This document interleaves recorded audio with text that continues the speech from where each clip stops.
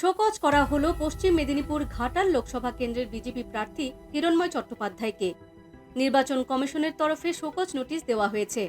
আগামী 24 ঘন্টার মধ্যে দিতে হবে জবাব।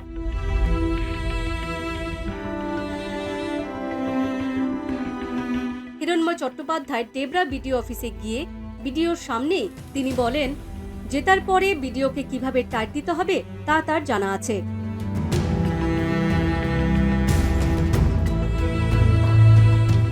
যেভাবেই হোক না কেন গ্রামের মানুষকে সঙ্গে নিয়ে লাঠি ঝাঁটা দিয়ে এইসব লোককে ঢুকতে দেবেন না।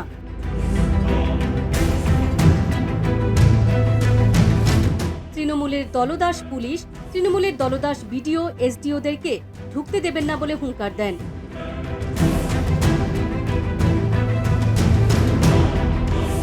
হিরণময় চট্টোপাধ্যায় বলেন, আগামী 2 মাস আটকে রাখুন, জেতবার পরে আমরা সব বুঝে নেব। অবৈধ কাজগুলিতে বিডিও, এসডিওরা প্ররোচনা দিচ্ছে, কারণ তাদের দীপক অধিকারীকে 30% কাটমানি দিতে হয়।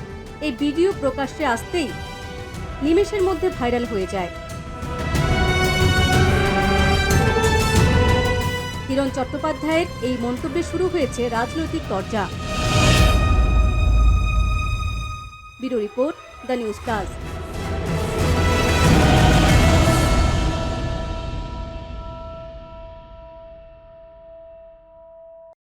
আপনাকে শোকজের একটা নোটিশ দিয়েছে, কি নোটিশ আপনি পেয়েছেন? আমি জাস্ট মেল দিলাম।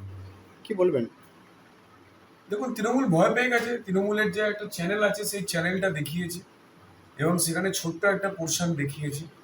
আমার বক্তব্য খুব ক্লিয়ার যে আপনারা দেখেছেন পিংলাতে, বারবাসীতে আমাদের ভারতীয় জনতা পার্টির ভাই শহীদ শান্তনু গোড়াইকে কিভাবে ওরা খুন করেছে।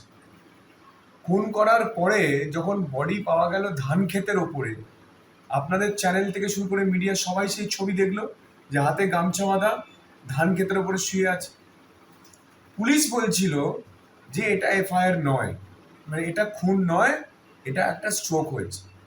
পরিবার সকাল 12টা থেকে থানায় বসে থাকে। আমাদের বিজেপি সভাপতি, জেলা সভাপতি তিনি যান, আমি যাই। এফআইআর পুলিশ কিছুতেই নিচ্ছিল না। লাস্টে রাত 10টার সময় ডিএমকে ফোন করি, তার নির্দেশে অ্যাডিশনাল এসপি আসেন, তিনিও বলছেন না এটা কি করে এফআইআর নেওয়া যাবে, এটা তো ডুবে মৃত্যু। ওনারা বলছেন এটা কি ডুবে মৃত্যু, মানে জলের মধ্যে ডুবে মৃত্যু। আরে জলটা কোথায়? ধান খেতে যে ছবি আপনারা দেখেছেন সেখানে কোনো জল নেই।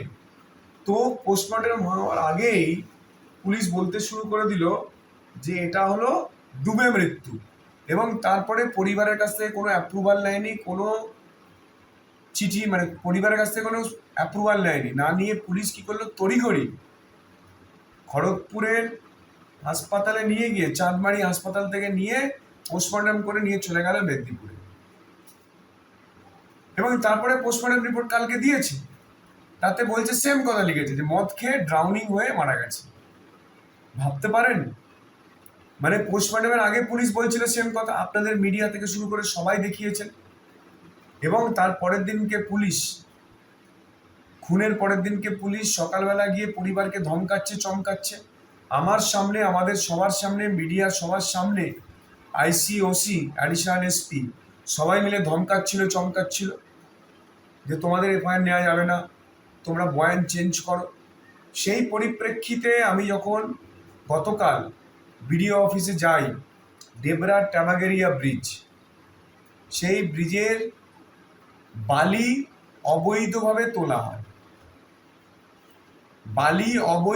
তোলা হয়, গ্রামবাসীরা এসে আমাকে বললেন, আপনাদের সবার মিডিয়ার সামনে বললেন। সেই কথা যখন আমি ভিডিওকে জিজ্ঞেস করি, ভিডিও বলছেন না ওখানে কোনো অবৈধ খাদান নেই, কোনো বালি তোলা হয় না। তাহলে আমি সত্যি বলছেন না মিথ্যে বলছি? বলছে না আমি সব জানি না, আমার কাছে কোনো খবর নেই। নাম্বার 1। নাম্বার 2, আমি ভিডিওকে বললাম যে এই যে টেম্পোরারি ব্রিজটা ভেঙে পড়ে আছে, সেই ব্রিজটা বদলে আমরা আসবার সঙ্গে সঙ্গে আপনারা বাঁশ পেতে একটা সেতু বানাচ্ছেন। আমরা যখন যাই তখন দেখি একটা বাঁশ দিয়ে একটা সেতু বানানো হচ্ছে, এবং সেই সেতু পেরোতে গেলে এত বছর ধরে ওই যে ওখানে যে টেম্পোরারি একটা বানিয়েছিল, মাটির একটা সেতু বানিয়ে রেখেছিল, সেটা পেরোতে গেলে, আসতে গেলে, যেতে গেলে পয়সা নেয়। কে পয়সা নেয়? তৃণমূলের হারমাদরা পয়সা নেয়। সেই পয়সা কোথায় যায়? সাংসদে কোথায় যায়? সেই পয়সা কোথায় যায়? এসপির কাছে যায়। এসপি সেই পয়সাটা কোথায় পাঠায়? কালীঘাটে পাঠায়। কালীঘাট থেকে কোথায় পয়সা যায়? না দুবাইতে যায়। তো ভিডিওকে বললাম যে আপনি জানেন না এই সেতু থেকে পয়সা তোলা হয়? বলছে না, এরকম তো কোনো ইনফরমেশন নেই। যে আপনি এখানে ভিডিও আপনার 100 ফুটের মধ্যে 100 মিটারের মধ্যে আপনার সেতু, আপনি জানেন না যে ওখানে বালি খাদান অবৈধভাবে তোলা হচ্ছে?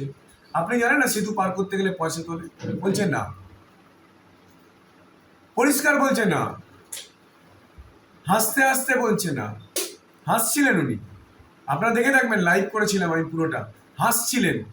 তখন আমি বুঝলাম যে উনি সবই জানেন, কিন্তু কোনো একটা চাপে পড়ে উনি বলতে পারছেন না। তারপরে একজন বললেন গ্রামের যে ওখানে 300 গাড়ি বালি আটকে রাখা হয়েছে, অবৈধ বালি তোলা হয়েছিল, আটকে রাখা হয়েছে। তখন ভিডিও বলছে হ্যাঁ সেটা আমরা রেখে দিয়েছি। তাহলে এই মাত্র বলছিলেন যে ওখানে কোনো অবৈধ খাদান নেই, আবার বলছেন আপনারাই বালি আটকে রেখে দিয়েছেন, তাহলে আপনি সবই জানেন। তখন হাসছেন, কোনো উত্তর নেই। মানে কথার প্যাচে কথার ফাঁদে উনি সবই বুঝিয়ে দিয়েছেন। সেই পরিপ্রেক্ষিতে দুটো পরিপ্রেক্ষিত, একটা পিংলায় পুলিশের ভূমিকা, দলদাস মমতার দলদাস পুলিশের ভূমিকা, আর এখানে দলদাস মমতার দলদাস বিডিও এসডিওদের ভূমিকা।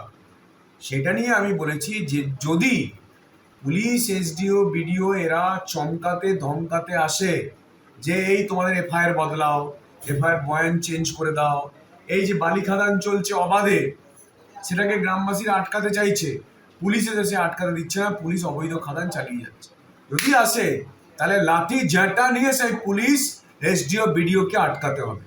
এখনো বলছি যদি সেই অন্যায় পুলিশ গ্রামবাসীকে চমকাতে ধমকাতে আসে, এসডিও বিডিও এসে তাদের চোখের সামনে যদি অবৈধ খাদান থেকে বালি ওঠে, তাহলে গ্রামবাসীদেরকে আটকাতে হবে। গ্রামবাসীরা না আটকালে এই অন্যায় দুর্নীতি চলতেই থাকবে। যখন পুলিশ গ্রামবাসীর বিরুদ্ধে কাজ করে, মানুষকে ন্যায় বিচার না দিয়ে কাজ করে, তাহলে এখানে বিচার কে পাবে? যেভাবে সন্দেশখালীর মা বোনেরা লাঠি ঝাঁটা নিয়ে শেখ শাহজাহানকে জেলে পাঠিয়েছে, পুলিশকে আটকেছে, সেইভাবে যে পুলিশ, যে এসডিও, যে বিডিও দুর্নীতির সঙ্গে জড়িত, যারা অন্যায়কে প্রশ্রয় দিচ্ছে, যারা দলদাস মমতার দলদাসগিরি করছে, যারা কালীঘাটের চাপে পড়ে গরিব মানুষকে লুটছে, গরিব মানুষকে বঞ্চিত করছে, তাদেরকে আটকাতে গেলে লাঠি ঝাঁটা নিয়েই আটকাতে হবে। মানে এই কথা পরিপ্রেক্ষিতে কি আপনাকে শোকজে নোটিশ করেছে? ভয় পেয়ে গেছে না, বালির খাদান নিয়ে কেউ আজ অব্দি প্রশ্ন তোলেনি। হিরণ চ্যাটার্জি গিয়ে ভিডিওকে চ্যালেঞ্জ করলো এবং ভিডিও স্বীকার করলো যে হ্যাঁ 300 গাড়ি আমি মাল আর বালি আটকে রেখে দিয়েছি। আমি প্রশ্ন করতে চাই পশ্চিমবঙ্গ সরকারের ভিডিওকে, আমি প্রশ্ন করতে চাই